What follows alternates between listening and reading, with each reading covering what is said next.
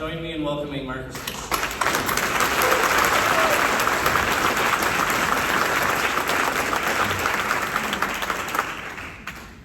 On May 15, 1852, a young man by the name of Joshua Glover was running for his life.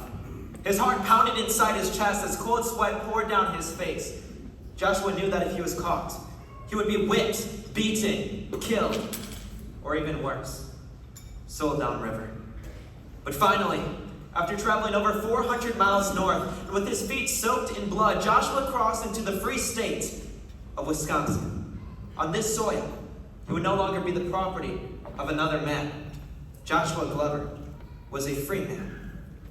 But unfortunately, that's not where the story ends. You see, the United States federal government had just signed into law the Federal Fugitive Slave Act, a federal law that demanded that all runaway slaves must be returned to their masters. 2 years later, Joshua was awakened in the middle of the night by pounding outside his cabin door. A group of men broke into his cabin, dragged him to their wagon, and locked him inside the Milwaukee County Jail. All hope was lost. Joshua's ruthless owner had tracked him down and now was demanding the return of his property. Under federal law, Wisconsin officials had no other choice but to return Joshua to his master. Or did they? Today I have been asked to address the issue of why you cannot separate God from government. For decades we have been told that it is okay to be Christian so long as you stay inside the four little walls of your church building. But the moment that you step into the public square and declare that Christ is King, then you will be hated, you will be mocked, because you are a wicked, evil person who wants to force your bigoted religion upon others. After all, we must have a separation of church and state, which is true.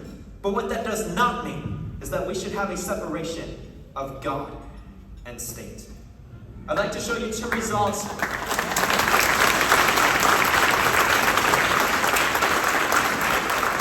like to show you two results of what happens when we take God out of our government.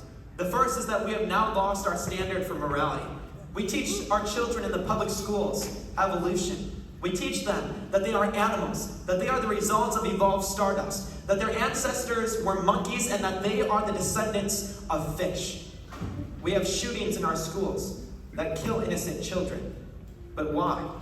We teach our children that they are animals and then act surprised when they act like animals.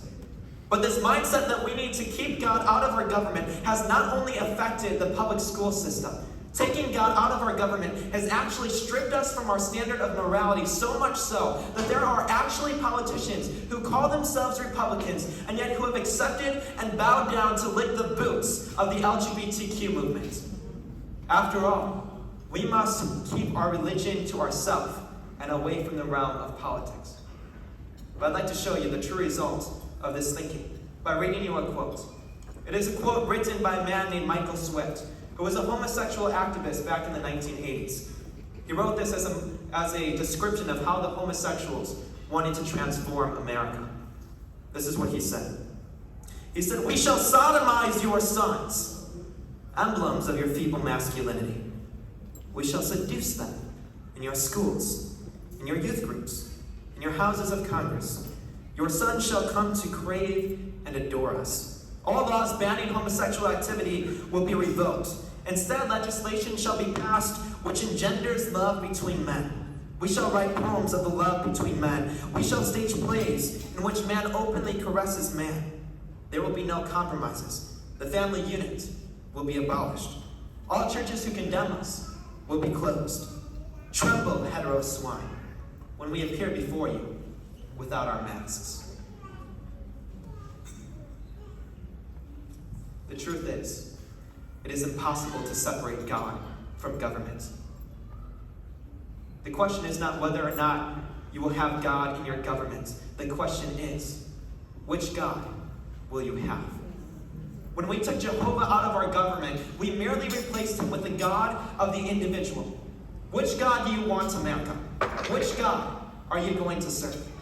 The second result of what happens when we take Jehovah out of our government is that we now have no defense against tyranny. When every man is able to do what is right in his own eyes, then tyranny will inevitably follow. Listen to me. If there is no higher standard above the government, then the government is God, and they get to do whatever they want. But if there is a God above the government, then the government is required to do what God commands.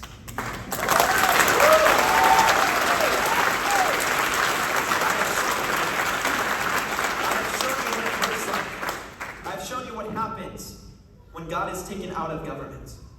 But now I'd like to show you what happens when bold men stand up and declare that the government is not God, but Jesus Christ is. Remember Joshua Glover from a few moments ago. He was sitting inside a dark, cold cell in Milwaukee, Wisconsin, about to be returned to slavery. Once again, Joshua was to be the property of another person simply because the federal government said so. But as Joshua Glover sat there in jail, there was a Christian man by the name of Sherman Booth who gathered a mob of over 5,000 people, broke down the doors of the jail, and set Joshua Glover free. Joshua escaped into Canada and lived the rest of his life as a truly free man. But once again, that's not where the story ends. The federal government then sent marshals into Wisconsin to enforce the Federal Fugitive Slave Act and to arrest Sherman Booth for breaking into the jail. But in response, Wisconsin officials stood up, protected Sherman Booth, and then declared that within the borders of Wisconsin, the Federal Fugitive Slave Act was to be null, void, and of no authority. All runaway slaves would be protected in Wisconsin regardless of what the federal government said. But why? These Christian men had one response: because we must obey God rather than men. Where are those men of courage today?